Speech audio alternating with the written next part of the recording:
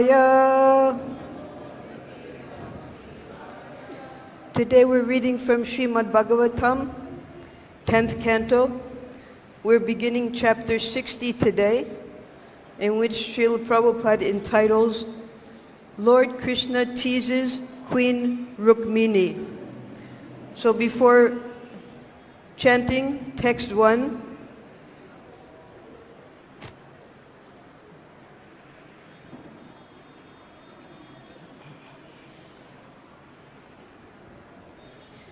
as with all of the chapters of the Śrīmad Bhagavatam, Srila Prabhupada and his followers, they give a summary of what we'll be hearing in this chapter. This chapter describes how Lord Krishna provoked anger in Queen Rukmiṇī with joking words and then consoled her, thus demonstrating the opulence of a lover's quarrel. One day, Lord Krishna sat at ease in Queen Rukmiṇī's bedroom, while she and her maidservants attended to him in various ways. Rukmiṇī always responded to Sri Krishna's moods, whatever they might be. On this occasion, the Lord looked at Rukmiṇī, whose beauty was faultless, and began to tease her. Krishna said, "Previously, many wealthy kings, worthy of you in their appearance and character, wanted to marry you. In fact, your father and brother intended to give you in marriage to Sisupal. Why then did you accept such an unsuitable husband as me, who once renounced my kingdom and fled to the sea in fear of Jarasandha? Besides, I transgress worldly morality, and because I own nothing, I am dear to other paupers. Certainly the well-to-do would not worship one such as me. When a man and a woman share the same social class, influence, physical beauty, and so on, marriage or friendship can flourish between them. But out of short-sightedness, you have accepted a husband who lacks every good quality and is glorified by beggars. Better you had married some prominent warrior, then you might have been happy in this life and the next. Your brother Rukmiṇī and kings like Shishupal all hate me, and it was only to cut down their pride that I kidnapped you. But as for such things as body, home, wife, and children, I am indifferent to them, being the self-satisfied personality of Godhead, transcendental to all material affairs." Krishna stopped speaking, having destroyed Queen Rukmiṇī's confidence that she was her husband's favorite. She began to cry, and soon she became stunned with extreme fear, pain, and sadness, and fell unconscious. Lord Krishna saw that she had misunderstood his joking, and thus he felt compassion for her. He picked her up from the floor and, caressing her face, consoled her. "I know you are totally attached to me. It was only out of eagerness to see your lotus face adorned with a frown that I teased you. To joke with one's beloved is the highest enjoyment for householders." These words dispelled Rukmiṇī's fear of rejection.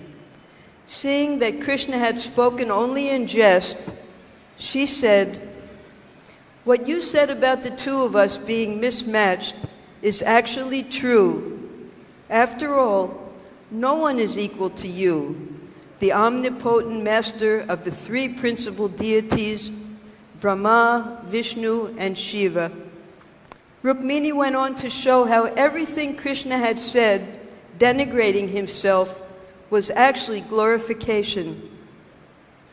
Lord Krishna then spoke to Rukmiṇī with deep affection. "I did not intend to agitate your mind with my joking words. Rather, I wanted to demonstrate the strength of your chastity. Anyone who prays to me for sense gratification and happiness in family life is simply deluded by my illusory energy, Maya.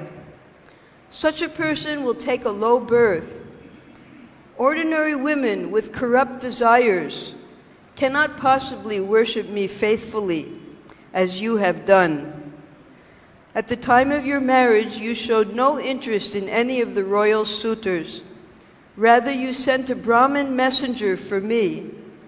Thus, you are certainly the most beloved of all my consorts. In this way, the Lord of the universe, Sri Krishna, took pleasure in joking with the goddess of fortune in her form as Rukmiṇī. And in a similar fashion, he fulfilled all the duties of a householder in each palace of his other queens. Now we'll go on with text number 1. Śrī Bādarāyaṇir uvāca karhicit sukham āsīnaṁ sva-talpa-sthaṁ jagad-gurum patim paryacarad bhaiṣmī vyajanena sakhī-janaiḥ śrī Bādarāyaṇir uvāca karhicit sukham āsīnam sva-talpa-sthaṁ jagad-gurum patim paryacarad bhaiṣmī vyajanena sakhī-janaiḥ śrī Bādarāyaṇir uvāca karhicit sukham āsīnam sva-talpa-sthaṁ jagat-gurum patim paryacarad bhaiṣmī vyajanena sakhī-janaiḥ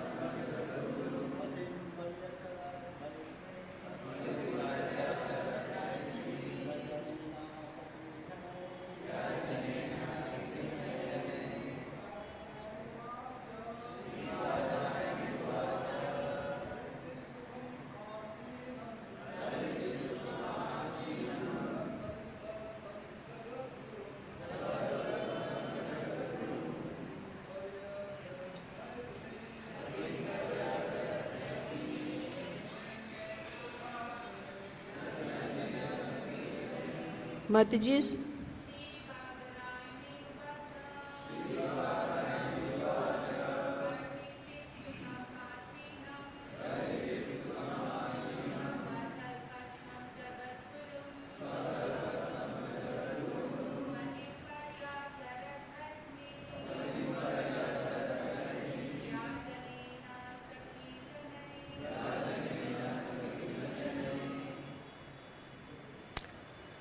Śrī Bādarāyaṇir, Śrī Bādarāyaṇi. Śukadeva Gosvāmī, the son of Bādarāyaṇa Vedavyāsa. Uvāca said, karhicit, on one occasion, sukham, comfortably, āsīnaṁ, sitting, sva, on her, talpa, bed, stham, situated, jagat, the universe, gurum, the spiritual master, patim, her husband. Paryacarat, served. Bhaiṣmī, Rukmiṇī. Vyajanena, by fanning. Sakhī-janaiḥ, together with her female companions. Translation. Śrī Bādarāyaṇi said, once in the company of her maidservants, Queen Rukmiṇī was personally serving her husband, the spiritual master of the universe, by fanning him as he relaxed on her bed. We can repeat. Śrī Bādarāyaṇi said, once in the company of her maidservants, Queen Rukmiṇī was personally serving her husband, the spiritual master of the universe, by fanning him as he relaxed on her bed. Purport. Srila Vishwanath Chakravarti poetically notes that in this chapter, Rukmiṇī Devi is like fragrant camphor crushed on the grinding stone of Lord Krishna's speech. In other words, the lovely, chaste qualities of Rukmiṇī will become manifest as a result of Lord Krishna's apparently insensitive words, just as camphor's fragrance becomes manifest when granules of camphor are crushed by a grinding stone. The Acharya further points out that Rukmiṇī is personally serving the Lord because he is jagad-gurum, the spiritual master of the universe, and patim, her husband. Om Ajnana Timurandasya Gyananjana Salakaya Chakshusha Stham Jena Tasmai Shri Gurave Namaha. Namo Om Vishnu Padaya Krishna Prastaya Bhutale Srimate Bhaktivedanta Swaminiti Namine. Namaste Saraswati Deve Gauravani Pracharine Nirvishesha Sunyavadi Paschatya Desha Tarine. Jai Shri Krishna Chaitanya Prabhu Nityananda Shri Advaita Gadadhar Shivas Arigor Bhaktavrinda.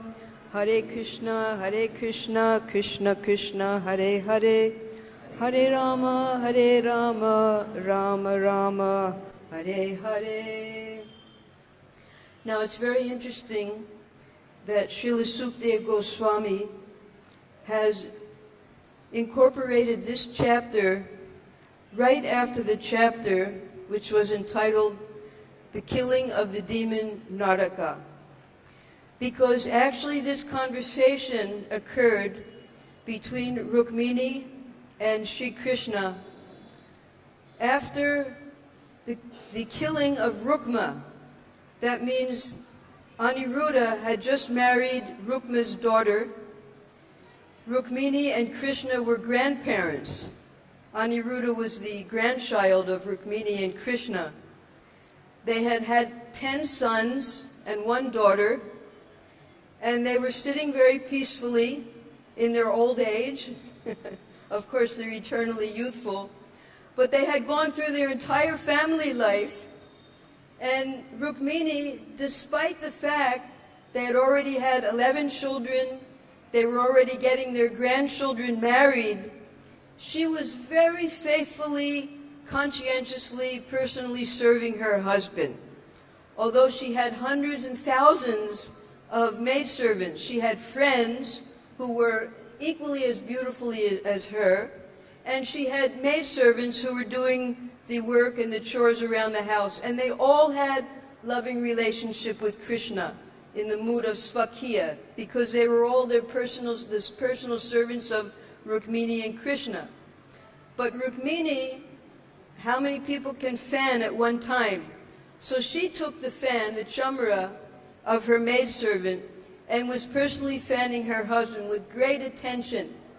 And Srila Vishwanath Chakravarti, as said in this purport, the reason she was fanning him personally, out of her intense love for him, which never wavered after all these years of marriage, for two reasons. First of all, he was her pati, her husband.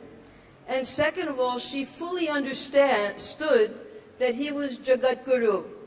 He was the guru of the entire universe, which she explains later in her response to Krishna's denigration of himself, all the reasons why she made a mistake by marrying him, and it's never too late, you can leave me now and marry someone more suitable for yourself. So imagine grandfather and grandmother speaking like this.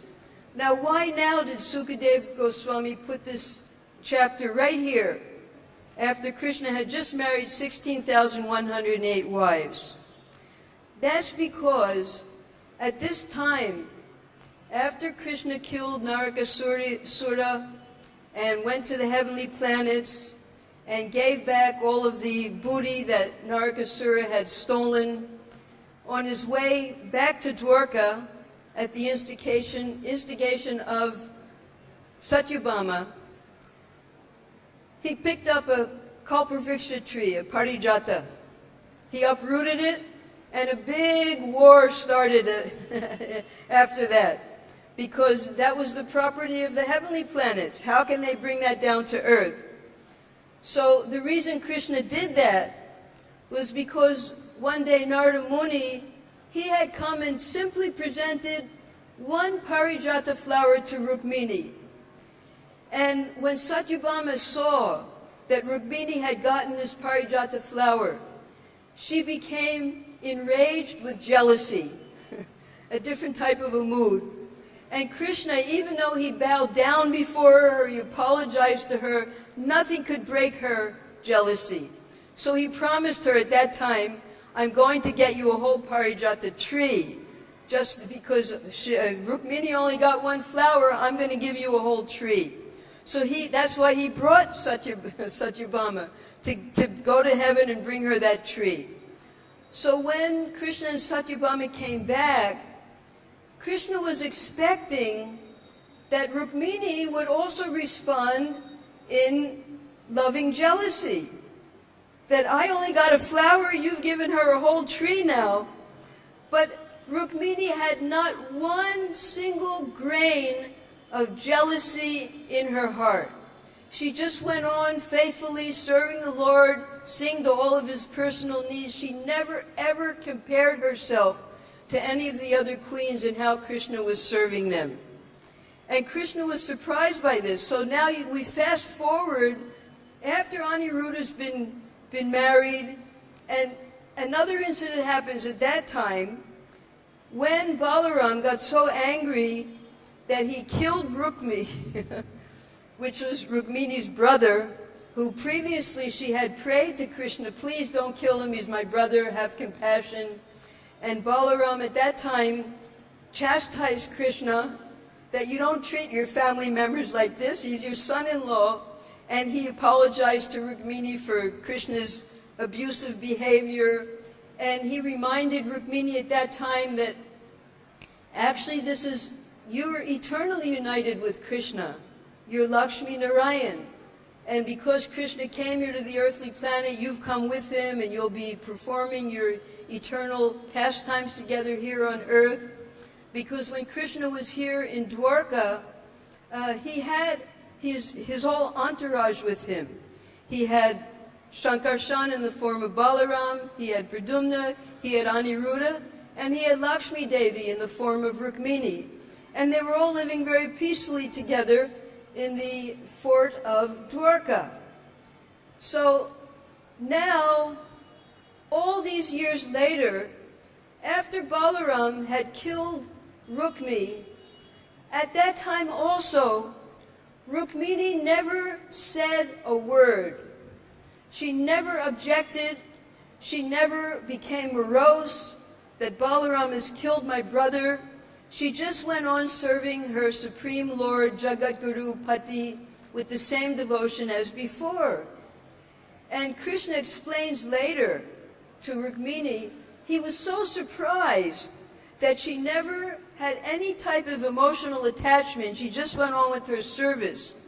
So these two reasons, Krishna wanted to see Rukmini get angry because especially in old age, after the whole family's grown up, the kids have gone away, the house is empty then, maybe you have some daughter-in-laws and then the grandchildren, but the husband and wife, they're there watching the children grow up, and their pleasure in life is when they have joking words together. So now, Krishna, he's sitting on the, it's called here, it's translated as bed. In Sanskrit, it's talpa, sva-talpa-sthaṁ. So they were in Rukmini's bedroom, and it was a couch, it was a bed, it was the bedstead where they would be enjoying together. And Rukmini was personally serving Krishna, her husband, and jagad-gurum. And Krishna decided at this time, well, I couldn't get her angry when I gave the whole tree to Satyabhama. I couldn't make her angry when Balaram killed her own brother. Now I'm going to succeed. And he starts this tirade of all the reasons why she made a mistake of marrying him. And it's all right. Now you can divorce me. And now you can marry someone more suitable for you. Because actually, I'm a coward. I have no opulence whatsoever. I killed my own uncle, my mama. I was supposed to get the kingdom at that time, but instead Ugrasen has it. Nobody knows who my real father is. I grew up as the son of Nanda Maharaj. Nanda Maharaj never gave me any cows, although I was his son. Then, because I wanted to become a very famous prince, I left all of my beloveds behind. Everyone thought I was going to marry Radharani. I left her behind, never cared about her. Went on to Mathura, couldn't even get any kingdom at that time. Then Jarasandha came, and out of fear of him, I built this palace, this whole kingdom in the ocean, just because I was afraid that all the kings would come and attack me. And here we are now. All the kings of the whole world, of the earth, they hate me, especially your brother and Shishupal. They were, Shishupal was still alive at the time. So actually, you made a mistake because you had only heard about me from Narada Muni, but you didn't know what type of a person I actually am. I'm a beggar. I'm a coward. You see, no rich people are interested in me. I have no aim in life. I'm a country boy.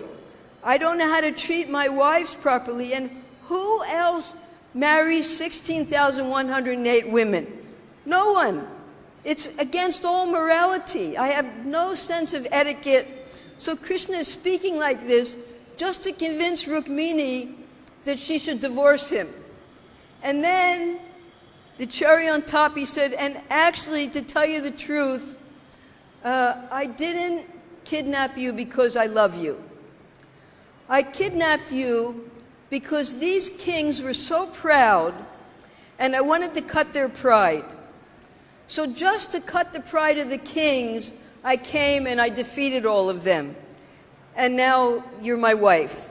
But the truth of the matter is, I don't have any interest in family life. This is after he had 10 sons with 16,108 wives.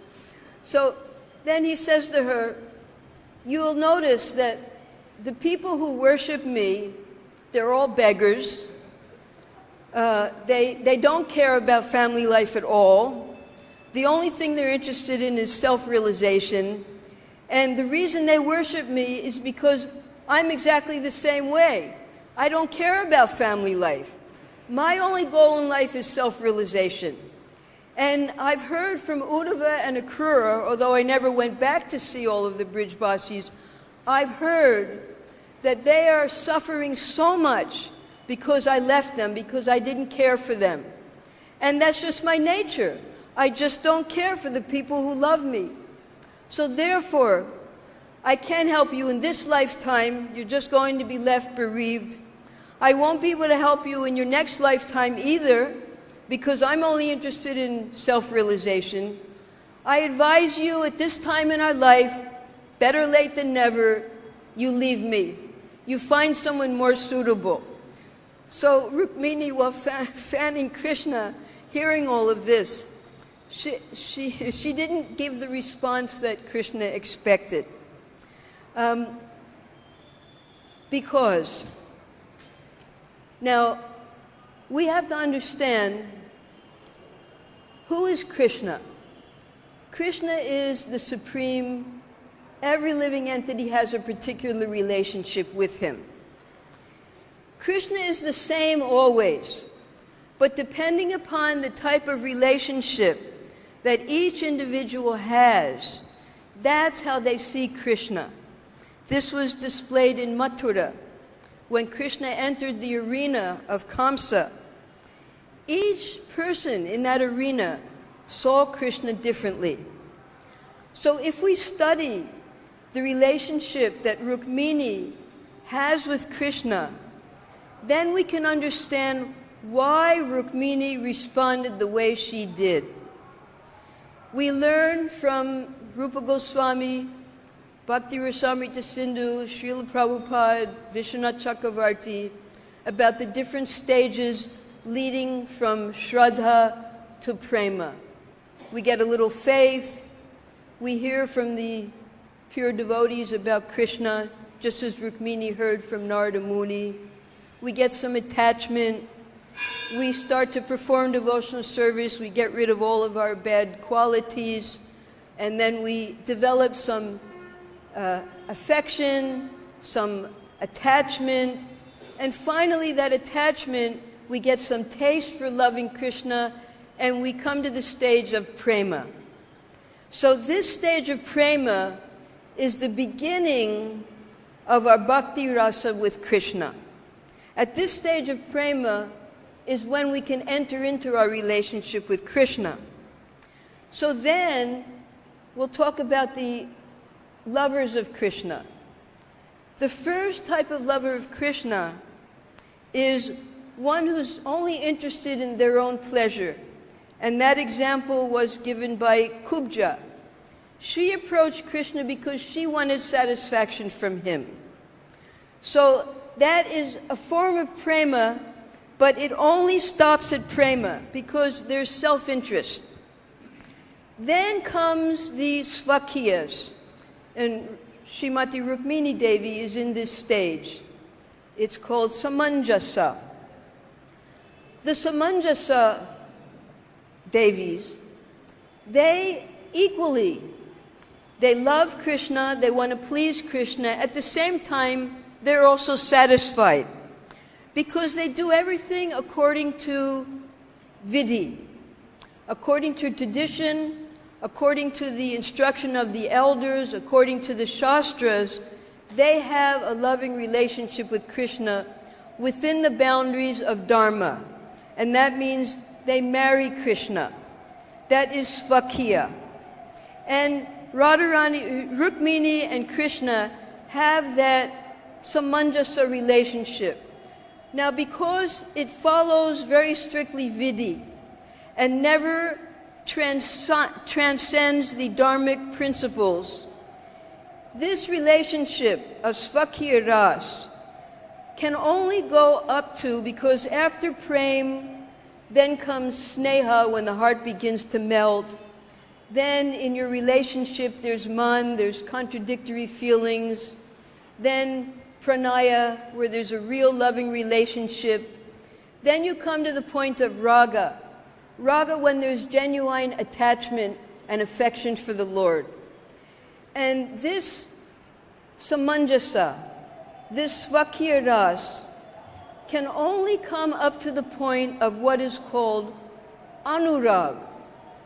Anurag is further affection and attachment for the Lord, where, just as we'll read in the coming verses, Rukmini, when she felt, it's called technically prema vaichitra, She was standing right next to Krishna, fanning him, her husband, and when he spoke like this, that I have no real affection for you, you should choose another husband, I'll only leave you bereaved. Though she was standing right with Krishna and serving him, within her heart she feared separation from him. That means even while with your beloved, the lover and beloved, you fear separation. So anurag can only go up to that stage. And she began to, without any extra effort on her part, she couldn't help how she behaved, she experienced and manifested in her body sattvika bhavas. She became thin, everything began to fall from her body. She became dizzy, she couldn't talk, she became stunned, and finally she just fell over like a banana tree being hit within a whirlwind. She became unconscious. So that is to the point of anurag. But then, although we've been reading all of the beautiful pastimes of Srimati Radharani and the gopis, coming to the final stage of finally bhava and mahabhava.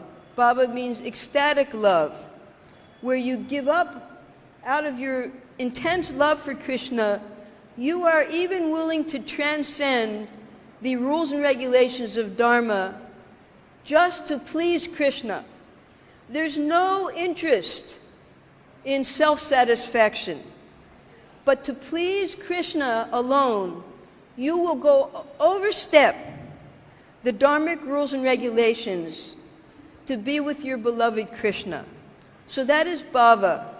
And then mahabhava, which is the golden supreme perfection of love, which is only manifested in Srimati Radharani and her closest associates. That is the highest stage of love, and Sri Chaitanya Mahaprabhu, and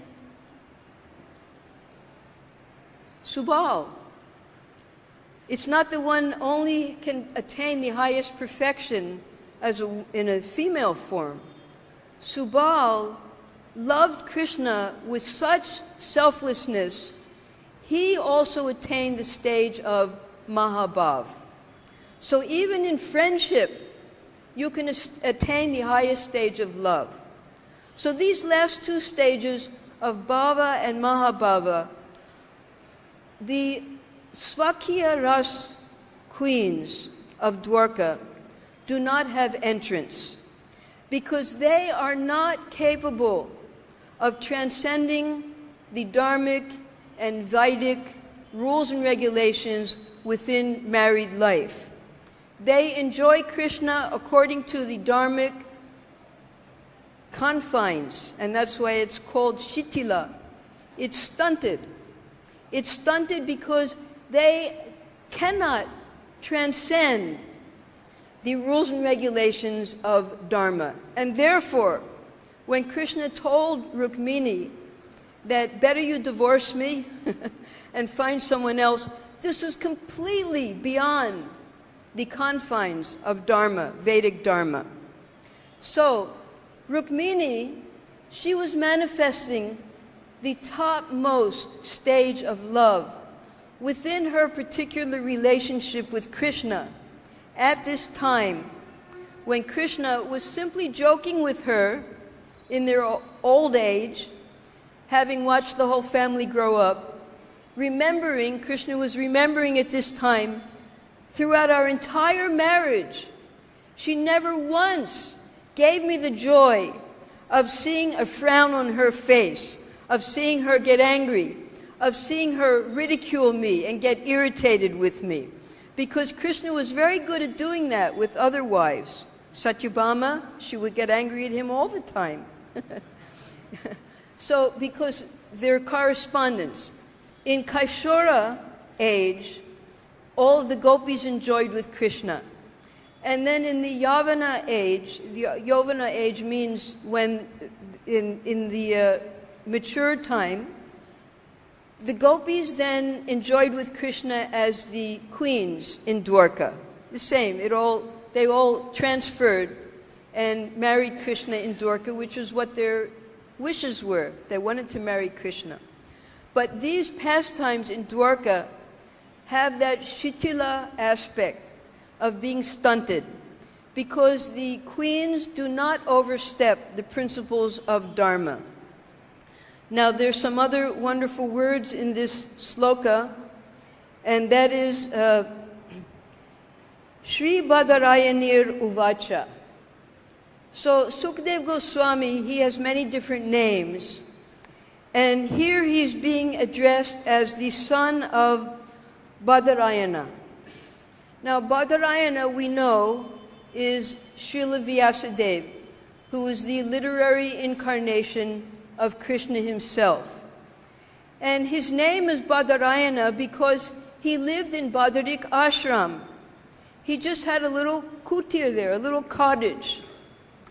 And from that cottage, he wrote the Vedanta Sutras, the Mahabharata, all of the Puranas, everything was compiled by Vedavyāsa there in his cottage. Now, Krishna, in the meantime, he is living in great opulence in Dwarka, within his palaces. A king has to have palaces and a fort because he has to protect himself from his enemies. And now that Krishna has assumed the role of a Kshatriya prince, having given up his identity as the son of Nanda Maharaj, he's living in untold opulence in Dwarka. 16,108 princesses, 16,108 palaces, a fort that cannot be entered by any direction. He really had himself very well fortified there and enjoying just like a very opulent prince. And here's Srila Vyasadeva describing all of these beautiful pastimes of opulence. And Śukadeva Gosvāmī, having heard these pastimes from his father, he is then called Bādarāyaṇi, because he's the son of Bādarāyaṇa. Now, aside from being Srila Vedavyāsa and the literary incarnation of the Supreme Lord, who, without stopping for a moment, spoke the entire Mahabharata, spoke all the Bhagavata, the natural commentary on the Vedanta Sutras, which is Śrīmad Bhagavatam, he was called by his mother, Satyavati, to impregnate Vitratavirya's 2 wives. So he was actually the father of Dhritarashtra, Pandu, and Vidura. That means he was the grandfather of the Pandavas. He was the great-grandfather of Parikshit Maharaj. So this is actually a whole family story. Parikshit Maharaj is hearing from the son of his great-grandfather, from Śukadeva Gosvāmī. It's a very closely knit. And who are we all? We are all trying to develop our relationship with Krishna according to the different stages of advancement that we're at. And we're hearing about the different types of relationships that we can develop with the Supreme Lord. That is why every day it's so important for us to hear the Śrīmad Bhagavatam. Every word is like a part of Krishna's transcendental body. Every single syllable has meaning. And that is why we take minimum 1 hour of every single day to hear the Śrīmad Bhagavatam coming from the nectar-like flow of Śukadeva Gosvāmī to Parikshit Maharaj, hearing about the wonderful pastimes of the Supreme Lord, and seeing where our mind becomes attached. What type of relationship do we want to serve the Supreme Lord? And that is why we take Diksha. That is why we engage in devotional service here in the temple, Practical devotional service means we're practicing. Just as when we're engaged in deity worship here, to Shri Shri Gaura-Nitai, Krishna Balaram, Radhashyam Sundar, we're learning how to serve the Supreme Lord so that at the time of death, we are prepared to enter once again back into our eternal relationship with the Supreme Lord. All of these different angas of devotional service are a preparation in this lifetime so that we can re-enter the eternal pastimes of the Supreme Lord. He gives us this ideal opportunity in this lifetime. We should not miss the opportunity. That means each one of us, at the time that we've taken our initiation, we've taken our lifetime vows, we must keep them very, very strictly. If we hear that at the highest stage, the gopis transgress dharma just to please the Supreme Lord, only for His pleasure, that has nothing to do with us in this particular stage in our devotional service. We must perform all of the duties within Vaidhi Bhakti, and when the time comes, we will be rewarded with this transcendental love when our service to the Supreme Lord becomes attractive to Him. As Srila Bhaktisiddhanta Saraswati and Srila Prabhupada said, do not act in such a way that you want to see the Supreme Lord. Act in such a way that the Supreme Lord wants to see you. So therefore, we have to be very, very conscientious. Just as Rukmiṇī, she had hundreds and thousands of maidservants. They had so many different activities to perform. Just as our spiritual masters, they might have hundreds and thousands of disciples, and we're given particular service to perform by our spiritual master. It doesn't mean that we always get to see our spiritual master. Rukmiṇī herself was fanning Krishna, who is the jagad-gurum, the original, the topmost guru in the entire universe. Our spiritual master gives us specific instructions. When we can fulfill those instructions, then He's pleased with us. Even at the time when Srila Prabhupada was present, maybe Prabhupada had about 5,000 or more disciples. We all had our instructions for carrying on Srila Prabhupada's mission to carry out his spiritual master's instructions. Many devotees were sent to far, far portions of the world. They wouldn't get to see Prabhupada more than once a year when they'd come to Mayapur. But they were helping Prabhupada in his service to his spiritual master. Even in personal service to Prabhupada, when we would serve Srila Prabhupada here, we had our particular services to do. Although I would be cooking and housekeeping, I wouldn't get to see Srila Prabhupada. I would be too busy in service. When you're cooking, you don't get to stand by Prabhupada and get photos taken and, no, you're busy in your service. You're working very hard, you're sweating, you're making sure everything is right, you're making sure that everything is just perfect so Prabhupada's service goes on right. The most personal service, it doesn't mean that you're always right next to your spiritual master. The most personal service means how much you're pleasing your spiritual master by fulfilling the instruction that he's given you. So Rukmiṇī Devi, she is the goddess of fortune. All of the lovers of Krishna, Chintamani Prakara Sadmasu, Kalpaviksha, Lakshavriteshu, Surabhiravi Parayanta, Lakshmi Sahasra Sata Sambrama Sevyamanam. All of the maidservants of Krishna in the spiritual world, they're all Lakshmis. They're all goddesses of fortune.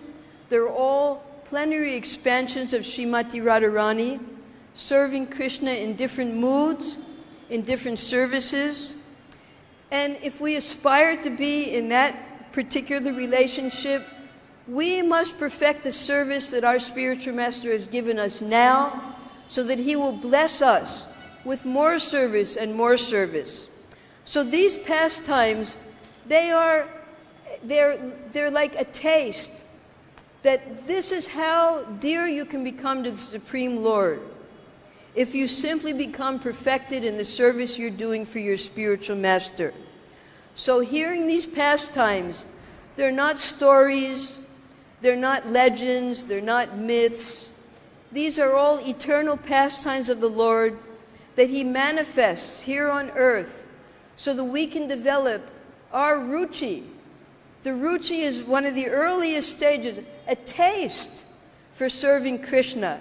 And then from there, our prem, our raga, our anuraga, our bhava, and who knows, maybe even our mahabhava for the Supreme Lord can manifest depending upon how seriously we take the instructions that our spiritual master gives us.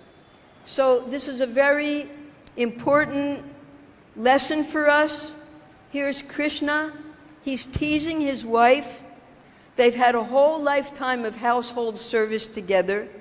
Now, householders, according to Grihastha ashram, the first 25 years are spent in brahmacharya life so that we can understand that material sense gratification is not the end goal of human life.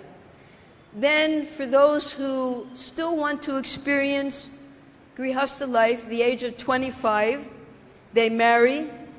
But that Grihastha life is only supposed to last for 25 years. At the age of 50, by that time they should have grown children, and either they together enter into vanaprastha life, leave their grown children, visit all of the holy places for retired life, or the wife may stay with her grown children, and the husband goes off alone to prepare for the next stage of life, which is supposed to be at age 75, and that is sannyas. And there are different stages before one can take sannyas. First, one lives separate from his wife, and his wife cooks for him and sends him the prasadam. Then he gets a little more faith in the Supreme Lord. He stops taking prasadam from his wife, and he takes prasadam at the temple. He goes on madhukori to different places. And then the next stage, paribrajacharya, he has enough faith and courage. Now I'm ready to go out and preach.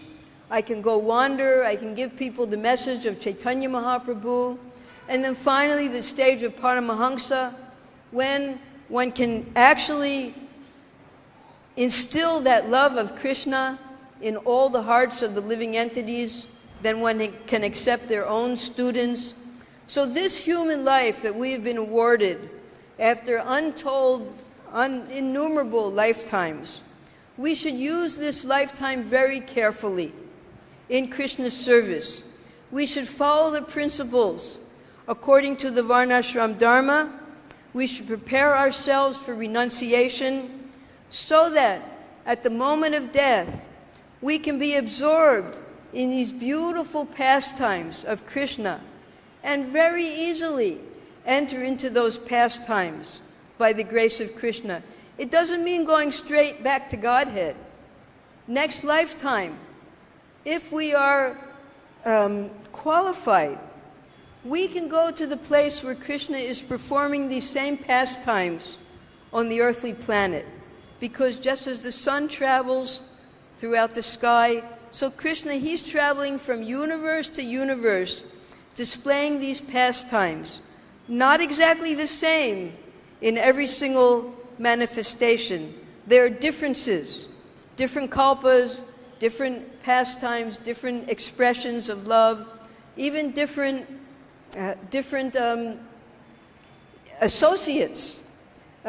So we can prepare ourselves for further training in our next lifetime in Krishna's pastimes here on some earthly planet.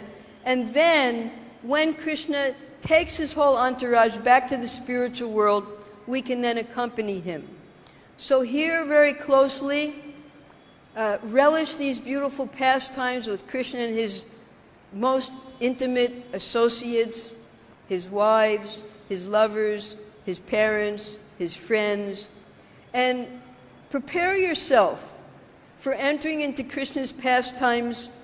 We're all here in Vrindavan. It means each one of us probably has some strong desire to enter into the pastimes of Vrindavan, which is the topmost. But even Lord Brahma, in this stage of anurag, there's a very special qualification.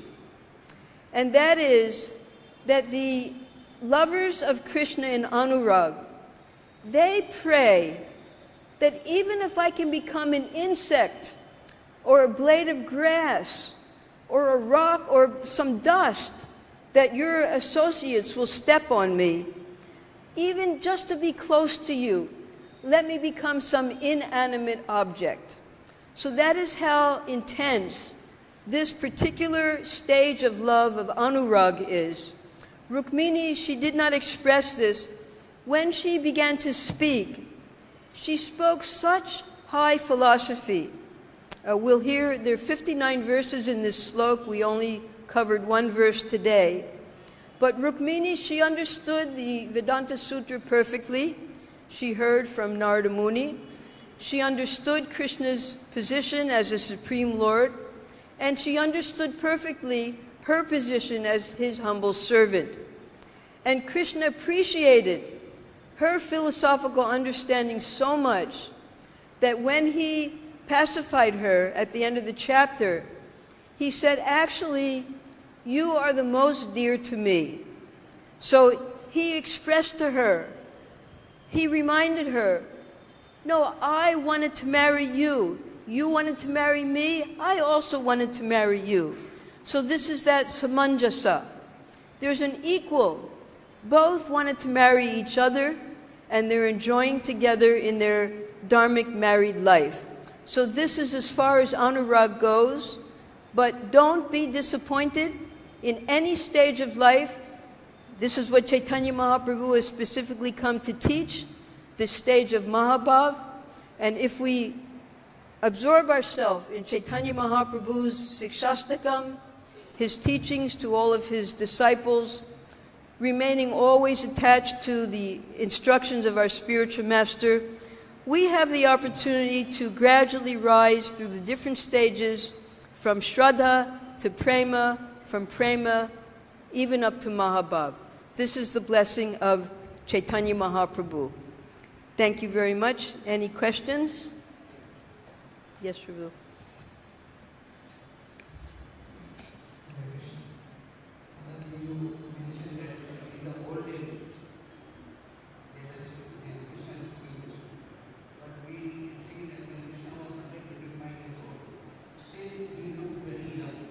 Yes, that's right. How we can understand this old age of the Lord and their Rukmini and other things? Well, he was displaying his Vaikuntha pastimes in Dwarka. And of course, Krishna, Rukmini, they never grow old. Rukmini also was in the perfection of youth and beauty when she was serving Krishna, who's Nava-yovana. So this is a Vaikuntha planet, Dwarka, and therefore they never grow old. Not like us. We have material bodies. But when we perfect our consciousness, at the same time, our spiritual body will be manifest simultaneously. So therefore we have to perfect our service, perfect our consciousness, and at that time we will also simultaneously receive that siddha sarup that corresponds to the service that we'll be doing to Krishna. So our body will be that times as... yes, it'll be spiritualized. That's why we take prasadam every day, to spiritualize our body. Yes, we're building our spiritual body. Thank you. One more question. Mataji, you mentioned Krishna as jagad-guru. Has what? You mentioned Krishna as jagad-guru. Yes, he is jagat-guru. Yeah, but when Prabhupada, he objected to this, that jagad-guru, we shouldn't call Prabhupada as jagad-guru. I couldn't understand you. Prabhupada never asked us to... No, he did not allow us to call him jagat-guru. Yeah. Because everybody, they've never left their village and they still call, their followers still call him jagat-guru. So Prabhupada said, I'm not that kind of jagat-guru. This is the real jagat-guru, Krishna. Hare Krishna. Yes. When we sing in Guru Puja, we should not call Prabhupada jagat-guru. He did not allow us to call him jagat-guru. Because that actually diminishes. Because everyone calls their guru jagat-guru, even though they never left India. What do they know about the jagat? So. Hare Krishna. Yes, Prabhu. Thank you, Mataji. Speak loudly. So the Vraja Lila is supposed to be are the most exalted Lila of Lord Krishna. The Vraja Lila. I can't understand you. The pastimes of childhood of Krishna in Vraj, yes, are the most exalted. Are what? Most exalted. Most exalted, yes. So I'm puzzled why Krishna decide to go to Dwarka and have pastimes that are actually considered less exalted. Understand? Why did he decide to go to Dwarka? Yeah. Well, he decided that because he was being implored by the atrocities that were being committed by Kamsa in Mathura, and just to save his mother and father and the other devotees who were suffering on account of him, he went to kill Kamsa. So he still remained in Vrindavan in his bhava form, that intense ecstatic love form, that bhava form. But at the crossing point, when he crossed over at the Akrura Ghat, then he assumed his Vasudeva form. So that's a different form. That's a four-arm form. And that is also why when Rukmini fainted and Krishna picked her up, he manifested his four-arm form of Narayan to her, because she worships him as Narayan. She also has four arms in her original form. So he wiped her tears, he wiped her sweat, he wiped the perspiration from her breath with his four arms, because that is the mood in which the Mathuravasis and the Dwarkavasis worship Krishna as Narayan, Dwarkadish. Okay, it's a different mood, a different form, although it's all the same Krishna, because all of those forms are manifested, they're coming from Krishna, they're all a part of him. But if Krishna does these pastimes of Dwarka in the Vasudeva form? Yes, as Vasudeva. Yes. That's right. So there is a purpose, is it to attract also other type of people to his pastimes? Yes, that's right. Yeah. Yes, they had thousands of, each queen had thousands of servants. There were, I think it was mentioned in one class a few days ago, there were 9 lakhs or 900 lakhs. So many family members, we'll read in the genealogical table coming up. Lakhs and lakhs of devotees lived in Dwarka, and they had that mood of serving Krishna as Narayan, as jagad-guru. And they would see the demigods come to worship him. When the demigods came to worship Krishna here in Vrindavan, the cowherd boys used to imitate them. They didn't care about Krishna being worshipped by the demigods. They would make fun of Krishna. It's a whole different mood. Okay, all glories to Srila Prabhupada. Hare Krishna.